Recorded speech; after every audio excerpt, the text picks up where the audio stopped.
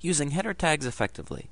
Essentially, when we start to create our pages, of course, I've already talked about the title tag, but once you start to write the content on each page, you're going to have an opportunity to single out a few phrases and say these are the most important things on this page, and this is known as using header tags.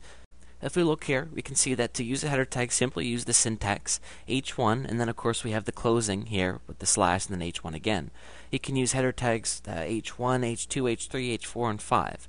Essentially, again, this is where we would just put this around text that we would feel is the most important text on the page. So essentially, you can, if I picture a website that's about dog training tips, up at the top you would have dog training tips as the header, and whenever you make something a header, typically it also takes that text and makes it bigger. So what I would do is, if I had a page, I would have that, and then maybe further down on the page, I could have something like more information on dog training tips or additional dog training tips, and maybe that could be H2 or H3. So again, you want to sprinkle these throughout your page. I would not suggest making them too long or having too many of them. I think it makes sense to have, one header tag that's H1, but then maybe having, another one that's 2, or maybe 2 more that's H3, something like that. And you can kind of play around with it and see how it looks on your page as well. But again, this is another opportunity to tell the search engines, this is the most important part of the page.